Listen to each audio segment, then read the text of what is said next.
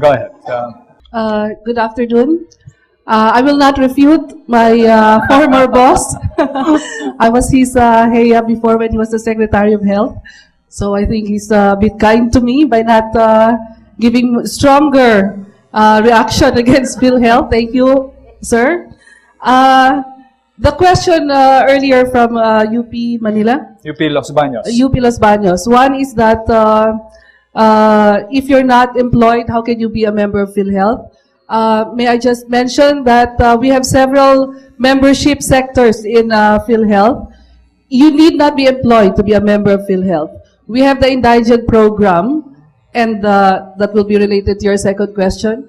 The indigent program, the premium is paid and shared by both the national government and the local government. We have the non-paying members. These are the retired members, 60 years old and above, and they don't pay anymore any premium as long as they have paid 10 years of premium when they were employed or not. As long as they paid 10 years of premium and they're 60 years old, then they need not be paying premium anymore. We also have the OFWs, and we have the individually paying program, the informal sector. Utilization rate. No, the second question was about MASA, the PhilHealth ng MASA. This is actually the indigent program. And it's not only a program that crops up during elections, but this is a program that's there all the time. As I mentioned earlier, this is the program where we try to enroll indigents, and but the problem is, under the law, the premium has to be shared by the local government unit and the national government unit. Therefore, every year, liniligawan namin ang mga LGUs to please enroll their indigent. Otherwise, the indigents cannot be enrolled. Otherwise, they have to be enrolled to the informal sector wherein they have to pay for their premiums. Therefore, maybe something has to be done about the design of the law. Well, so who choose the indigents? The local government?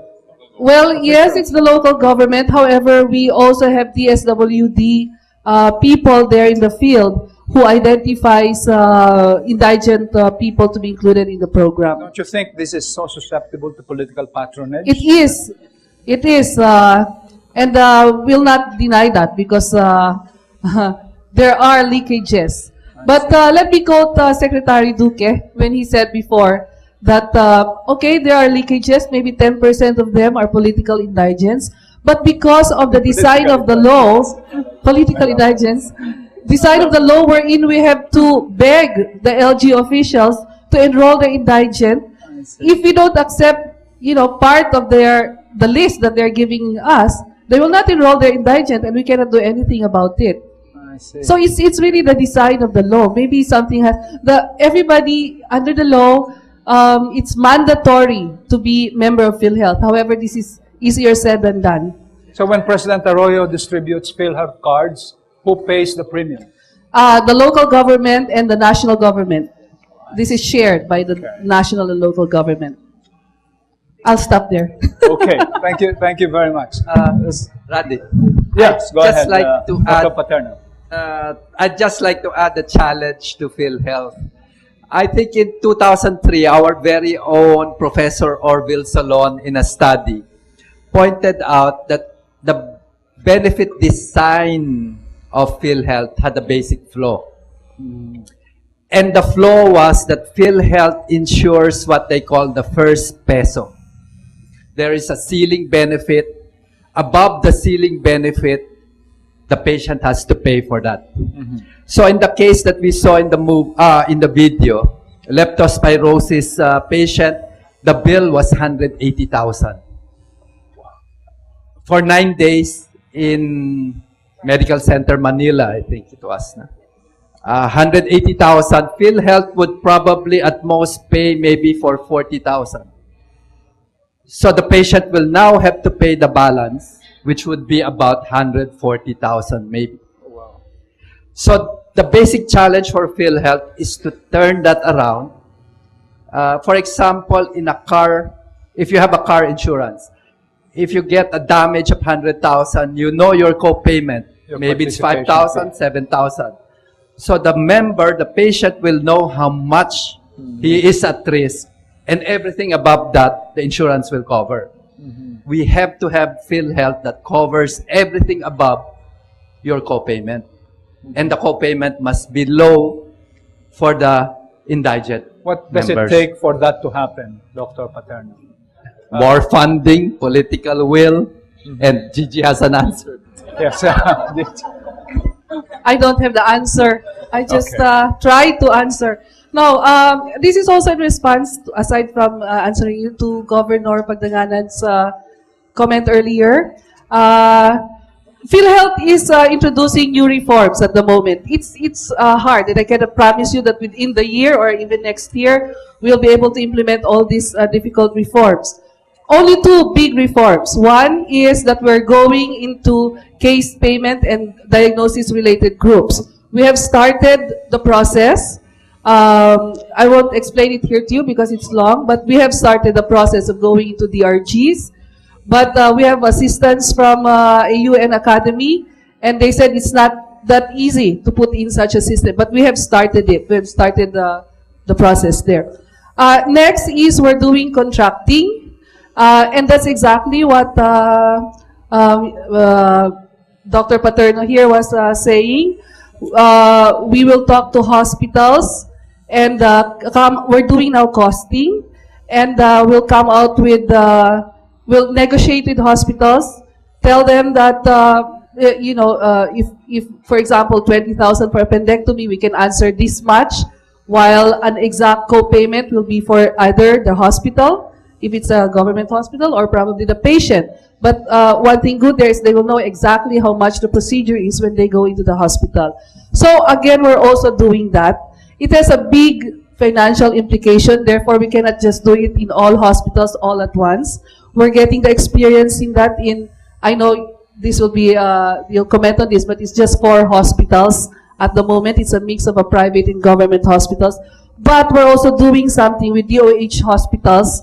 We're talking to them at the moment to see how to include also this scheme, considering that in the first place, there are service hospitals. They're supposed to be giving free medical services to patients. However, you have to balance that with a budget. They only have a budget. So we're here to help them, and we're talking with them at the moment. So we also started that process. Thank you. Thank you. We'll take a question from the floor, and then we turn to UP Mindanao. Go ahead. I'm going to comment on PhilHealth. Great. Dr. Secretary Romaldes was Could appointed. you please identify yourself, sir? I'm Dr. Reverente. I'm a consultant of PhilHealth, Okay. part-time. Dr. Romaldes placed me there. All right. 3 things on the coverage of catastrophic illness. Actually, during the incumbency of Secretary Romaldes and Secretary Duque, we have already studied the possible coverage of catastrophic illness for the whole population, and that study has been submitted. However, it hasn't been implemented. As far as the trust funds of PhilHealth, there is no way we can spend all of it for benefits only, because as mentioned by Gigi here, we are covering retirees, the number of which is increasing every year. The population in the Philippines is also aging, and they do not pay premiums.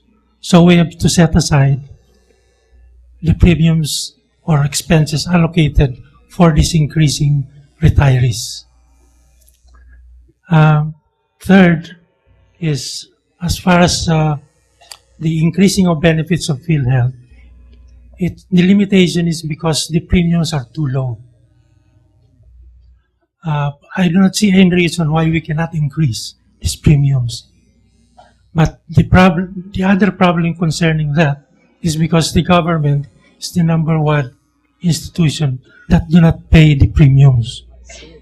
You mean the local governments? And No, it's The the national national government owes PhilHealth considerable number of millions of I pesos. see. Its counterpart for enrolling the indigents and their government employees. So there has to be political will to remedy this and to allocate budgets to cover the population so that we have universal health care. Thank you. very much, sir. Randy, I need to add something Very from a quickly, shooting